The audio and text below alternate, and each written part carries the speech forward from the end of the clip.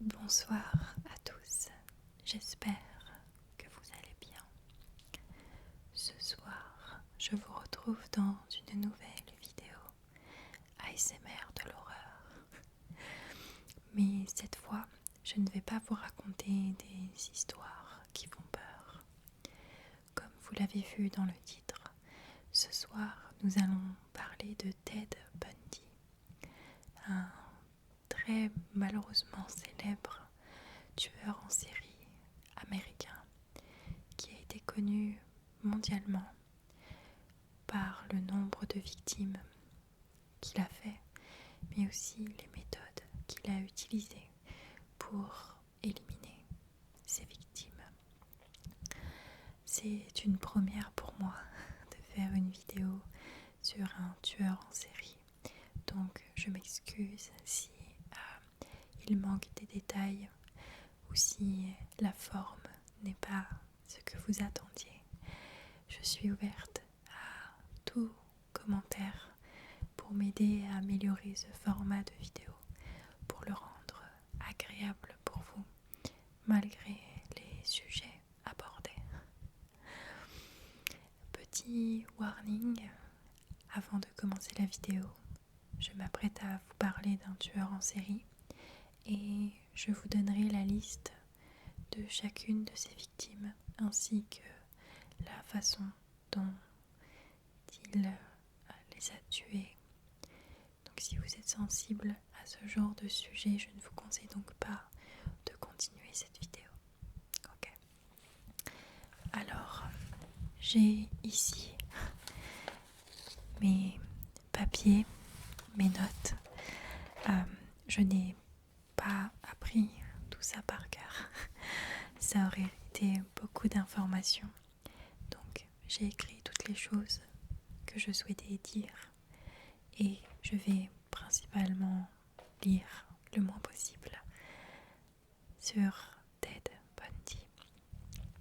Donc, de son vrai prénom, Theodore Robert Cowell, Ted Bundy était surnommé The Lady Killer, le tueur de femmes, mais également le tueur d'étudiantes.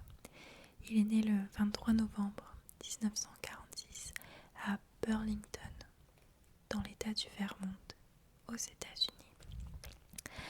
Il a été élevé les 3 premières années de sa vie par Samuel et Eleanor Cowell, ses grands-parents, car sa maman, Louise, est tombée enceinte de lui très jeune et dans les mœurs de l'époque, c'était très mal vu. Alors ils ont fait passer sa maman pour sa grande sœur et ses grands-parents pour ses parents biologiques.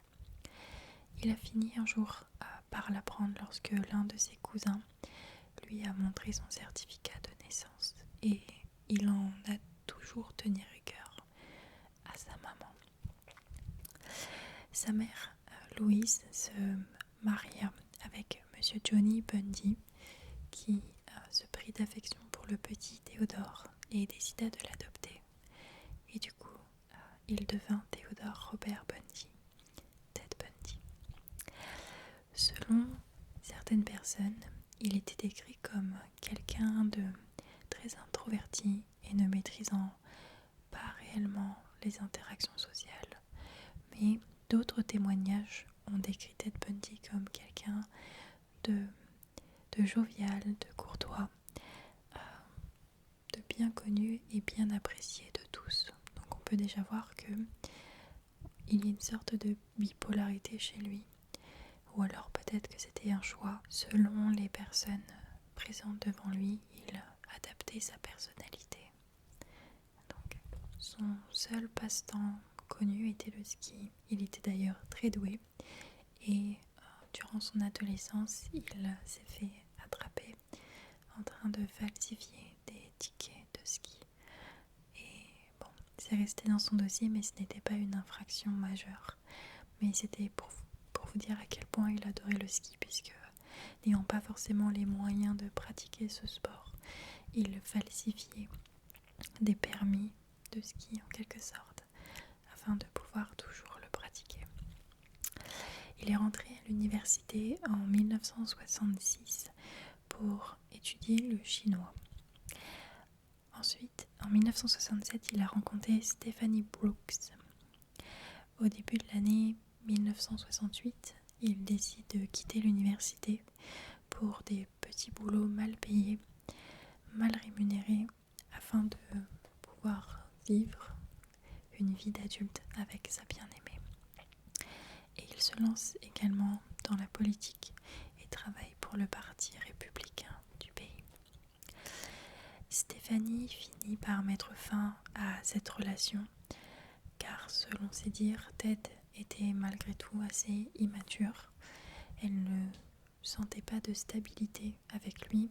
Il avait commencé l'université, il passait de petit boulot en petit boulot, c'était pas forcément bien payé. Donc, elle venant d'une assez bonne famille, elle n'a pas jugé Ted assez mature pour pouvoir subvenir aux besoins du couple. Voilà. En automne 1969, il rencontre une nouvelle femme, Elisabeth, une secrétaire à l'école de médecine. Ils se sépareront en 1976. Retenez bien 1976. Vous comprendrez, je pense, les raisons de leur séparation. En 1970, il décide de s'inscrire à l'université en psychologie. Il devient un élève modèle et très bien vu et perçu par ses professeurs. Tout le monde a l'air de l'apprécier et il se montre assez doué dans cette filière-là, ironiquement. En 1971, il accède à un emploi au service d'assistance suicide. Donc c'est un service téléphonique à travers lequel les personnes ayant des pensées suicidaires rentrent en contact avec des assistants qui vont essayer de calmer la situation et au besoin appeler le 911 pour envoyer en urgence quelqu'un sur place pour éviter le pire. Quand on sait ce qu'il a fait par la suite, c'est encore une fois assez ironique, à savoir qu'il était très très très bon dans ce domaine-là. Donc, en 1972, il s'engage de nouveau en politique. En 1973, il rentre en faculté de droit. La même année, il reprend contact avec Stephanie Brooks, son premier amour, bien que toujours en couple avec Elisabeth. Donc, une infidélité se profile. Du jour au lendemain, il rompt tout contact avec Stéphanie, donc son premier amour, et expliquera plus tard qu'il voulait juste se prouver à lui-même qu'il aurait pu l'épouser. Après ça, malheureusement, il abandonnera ses études et ce sera un peu la descente aux enfers pour Ted Bundy, et les psychiatres, psychologues qui ont eu affaire à lui et qui ont avec lui retracé son histoire se sont rendus compte que à partir de cette rupture, si on peut appeler ça une rupture, le tempérament de Ted Bundy a complètement changé et ça marque un tournant assez important dans sa biographie. Durant sa période meurtrière, il rencontra également Carol Ann Boone, B-O-O-N-E, mère de 2 enfants, mais on reparlera d'elle un petit peu plus tard. Quand on le décrit comme ça et quand on décrit son profil, ça pourrait être monsieur n'importe qui. Et Ted Bundy, ça l'a très bien compris puisqu'il est resté monsieur n'importe qui aux yeux de tout le monde. Malheureusement, sa face cachée a été très sombre et a donné lieu à énormément de meurtres. Les personnes qui le côtoyaient, le trouvaient, c'était un bel homme, il était propre sur lui, il n'avait pas beaucoup en termes de richesse, de revenus, mais il avait une personnalité très attachante. Et c'est d'ailleurs la plupart du temps comme ça qu'il a séduit ses victimes, par son côté un peu dandy, son côté bel homme, et sa façon et son habileté à pouvoir, manipuler psychologiquement les gens. On va faire maintenant ensemble la liste de ces victimes, leur nom, leur date de décès, leur âge et la façon dont elles sont décédées. C'est une partie que je vous conseille de passer si vraiment vous n'êtes pas à l'aise avec ce genre de détails. Donc à Washington, de 1962 à 1966, le 13 août 1962, Anne-Marie Burr, une petite jeune fille de 8 ans, disparaît. Elle n'a jamais été retrouvée et après plusieurs interrogatoires, Ted Bundy reste, même à ce jour, le suspect numéro 1. Donc elle est indiquée comme l'une de ses victimes.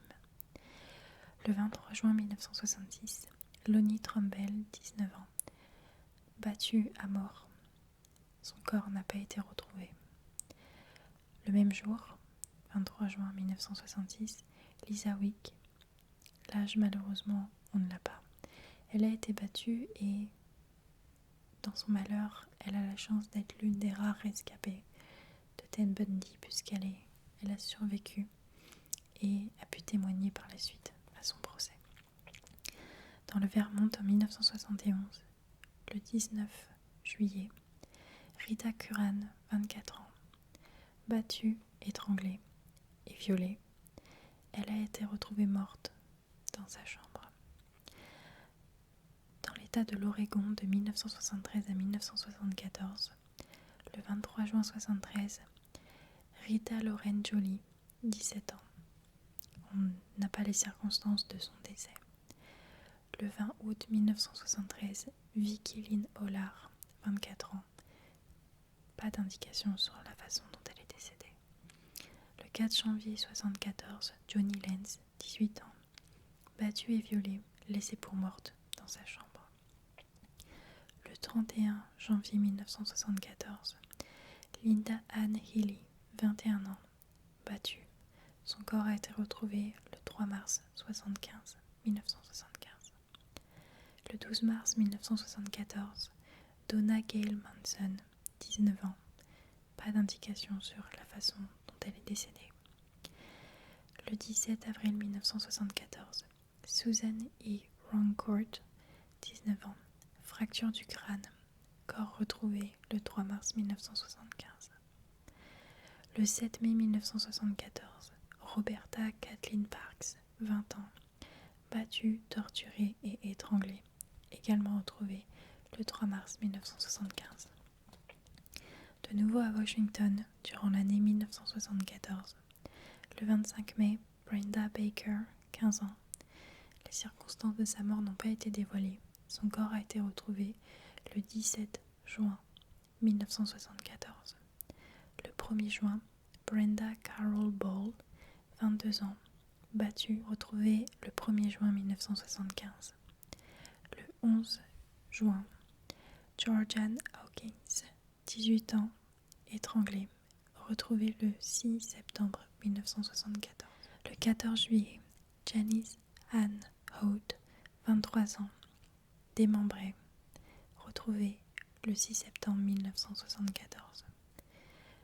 Le même jour, le 14 juillet, Denise Nasblund, 18 ans, violée et démembrée, retrouvée le 6 septembre 1974. Dans l'état de l'Idaho, en 1974 toujours, le 2 septembre, une autostoppeuse non nommée, démembrée et violée, corps laissé sur le bord de la route.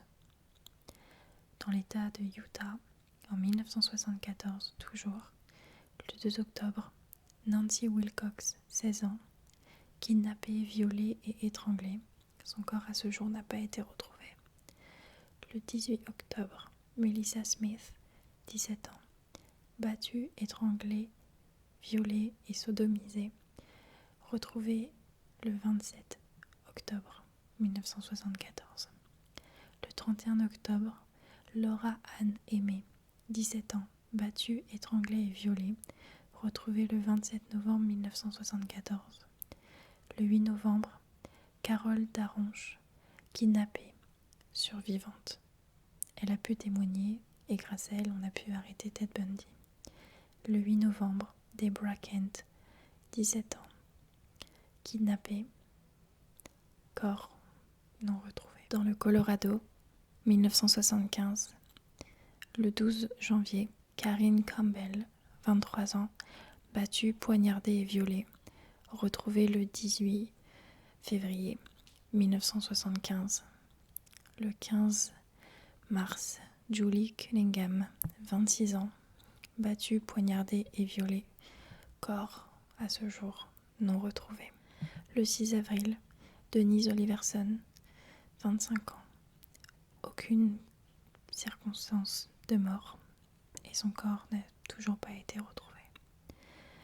Le 15 avril, Mélanie Cooley, 18 ans, fracture du crâne et étranglée. Corps retrouvé le 23 avril 1975.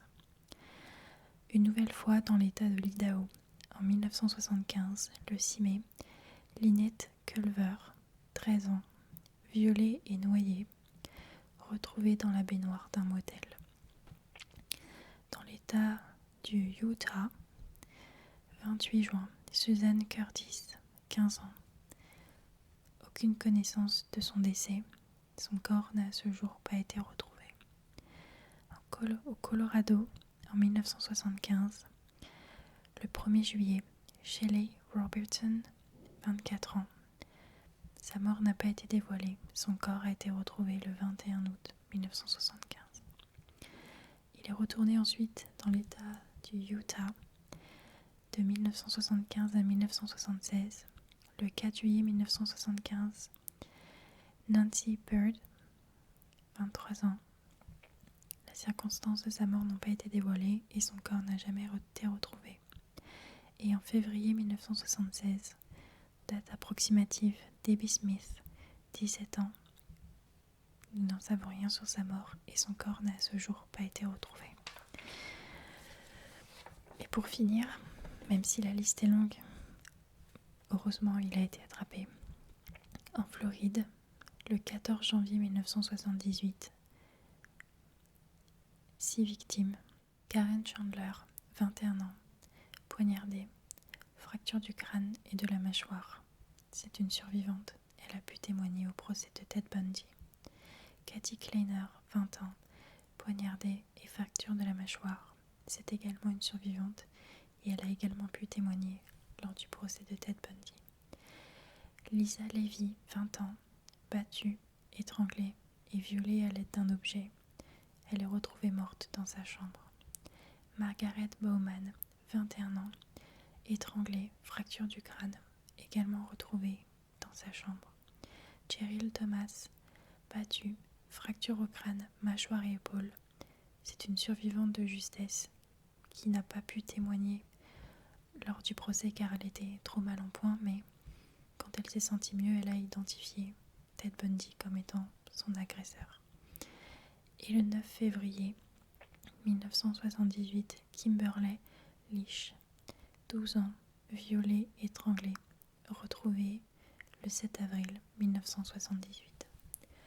Donc on peut constater que cette période meurtrière a quand même duré un certain moment puisque ça a commencé en 1962 et ça s'est fini en 1978. Donc c'est 16 ans d'activité durant lesquelles il a fait plus de 30 victimes. Certaines ont pu survivre, mais bien évidemment resteront toute leur vie traumatisées par leur rencontre avec Ted Bundy. Et j'ai une très sincère et très profonde pensée à toutes ces jeunes femmes qui malheureusement ne s'en sont pas sorties, dont les familles encore aujourd'hui portent le deuil. C'est pour ça que j'ai tenu à nommer chacune des victimes, une par une, afin de leur rendre à ma façon hommage. Voilà. Son arrestation. Il a été arrêté le 16 août 1975. Le 2 octobre 1975, les détectives placent Bundy dans une salle d'identification. Il est reconnu par Carol Daronch, l'une de ses survivantes. En février 1976, Bundy est jugé pour l'enlèvement de Carol. En juin, il est condamné à 15 ans de prison. En octobre, il est retrouvé caché dans un des buissons de la cour de prison avec un kit d'évasion. On pourrait trouver ça anodin, mais vous allez comprendre que ces dernières victimes auraient largement pu être évitées car Ted Bundy s'est évadé à 2 reprises. Il s'évade à 2 reprises, dont une fois le 30 décembre 1977. Et malheureusement, ils ne le retrouveront que trop tard, puisque en Floride, en janvier 1978, on a ces 5 dernières victimes, plus une le 9 février 1978. Je n'ai pas lu de rapport d'expertise, mais je pense que c'est par vengeance du système et peut-être de la façon dont traitaient les policiers que, après son évasion, il ait tué 6 autres personnes. Le 10 janvier 1978, il est placé sur la liste des 10 criminels les plus recherchés par le FBI.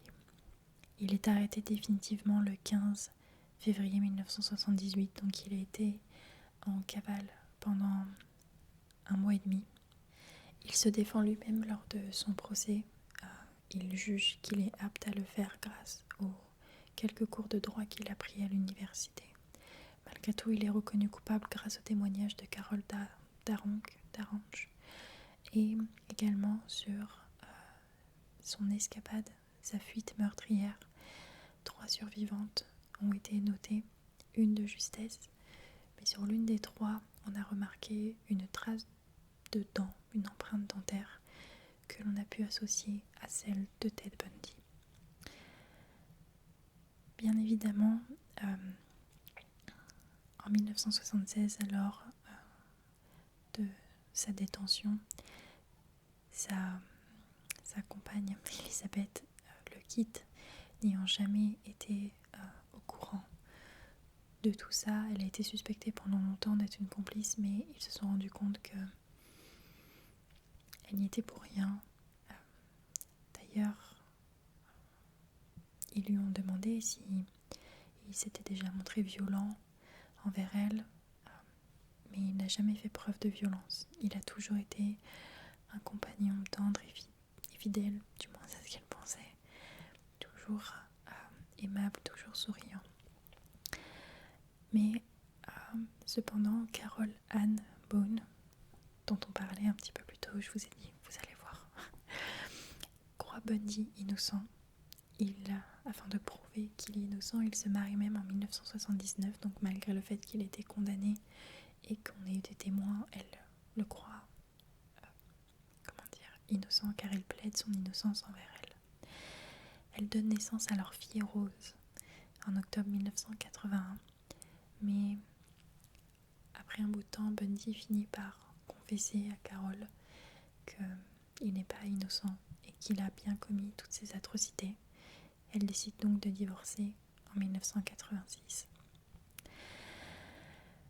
Bien évidemment, dû à ces crimes, il a été jugé à la peine de mort. Bundy est exécuté sur la chaise électrique le 24 janvier 1989 à l'âge de 42 ans. Près de 2000 personnes se sont rassemblées devant la prison pour célébrer son exécution. Après incinération, selon son souhait, ses cendres sont dispersées dans la chaîne de montagnes des Cascades aux États-Unis. Voilà. Je n'ai pas souhaité parler ou mettre l'accent sur l'enquête qui a été menée contre Ted Bundy. Je pense qu'il existe beaucoup de documentaires, de vidéos ou même de films qui retracent ça. J'ai principalement voulu donner les axes de sa vie, sa biographie en quelques lignes, ses victimes surtout, et la façon dont il s'en est pris à elle. Malheureusement, il y a encore à ce jour des corps qui n'ont pas été retrouvés. Le nombre de victimes étant beaucoup trop gros, Ted Bundy ne se souvenait pas toutes d'elles. La chose par contre qui a été notée par les psychologues qui ont pris Ted Bundy en charge, c'est qu'il ciblait un certain style de jeunes femmes, des femmes dans la vingtaine. Il n'y en a aucune qui ait 30 ans, qui ait eu 30 ans, et toutes ressemblaient à son premier amour, Stéphanie. Et c'est pour ça que les psychologues ont fait déduire qu'à partir du moment où il a rompu définitivement avec Stéphanie, il a sûrement eu un besoin obsessionnel de la retrouver, ou il la voyait dans des femmes qui portaient la même coupe de cheveux qu'elle, la raie au milieu, les cheveux longs et bruns, et à défaut de s'en prendre à celle qu'il aime, s'est vengé sur ces malheureuses jeunes femmes qui ont eu le malheur d'un tant soit peu ressembler à son premier amour. Voilà. On est d'accord pour dire que c'est pas la vidéo la plus relaxante de ma chaîne, mais j'aime beaucoup regarder ce genre de vidéos et je me suis dit que peut-être en version ASMR ça pourrait vous faire plaisir, passer un petit moment avec moi. Voilà, n'hésitez pas à me dire ce que vous en avez pensé de cette vidéo. N'hésitez pas à me dire en commentaire quels sont les futurs sujets de vidéos ASMR de l'horreur que vous aimeriez voir sur cette chaîne. En tout cas, merci d'avoir passé ce petit moment avec moi et on se retrouve très vite